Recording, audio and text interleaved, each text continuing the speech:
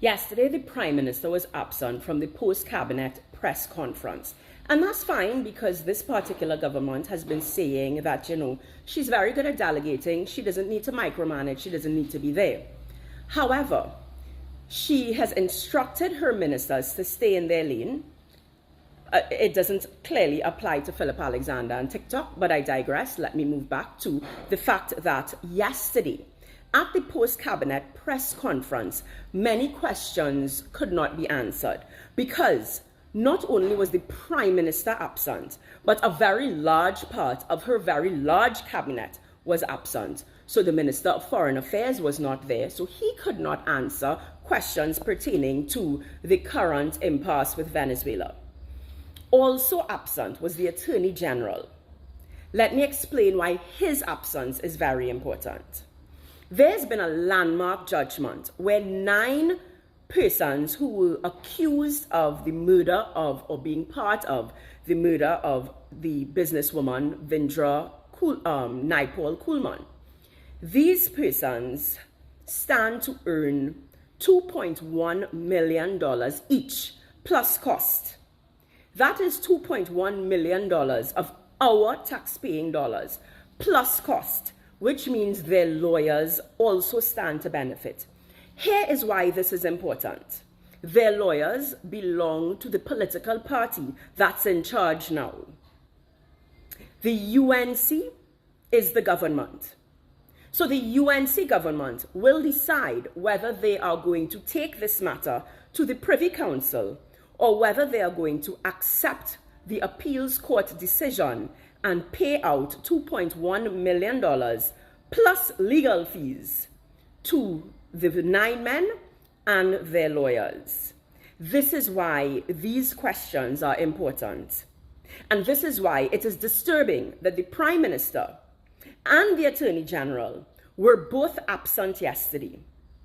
Post-cabinet press conferences are one of the ways where the government is held accountable because the media is there and good media will keep them accountable. They won't ask mamsy-pamsy questions and just accept it. They will drill. They will respectfully drill to get down to actual answers and keep the government accountable and transparent.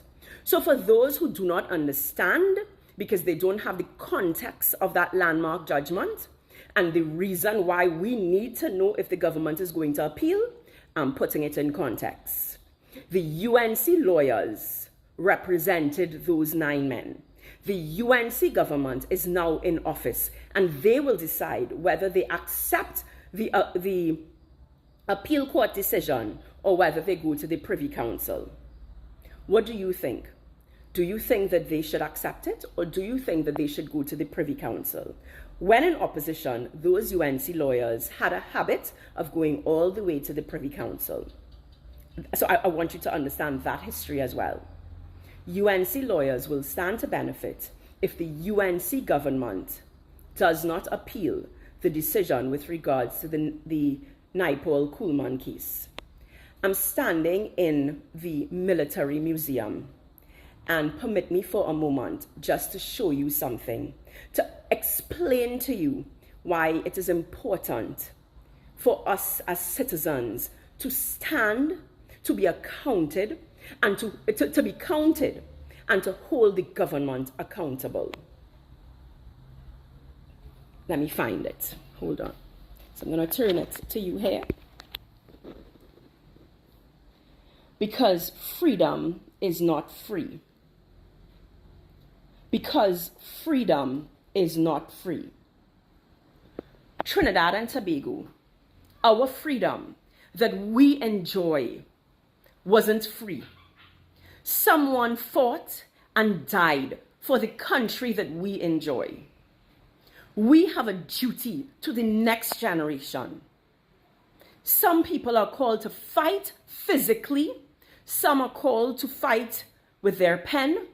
And in the age of social media, some are called to fight for truth and for misinformation, to stop misinformation. Some are called to pull out their phones and raise their voices because freedom is not free. I hope, Trinidad and Tobago, that we will not forget. Because if you ask me, I think the reason that the Prime Minister and the Attorney General was not there is so that the issue can be swept under the carpet, and so that they're depending on Trinidad and Tobago to have a short memory. Do not have a short memory. Do not forget. UNC lawyers stand to benefit if the UNC government does not appeal the decision. We call on the UNC government to come clean, to be transparent, and to stop avoiding us by missing press conferences.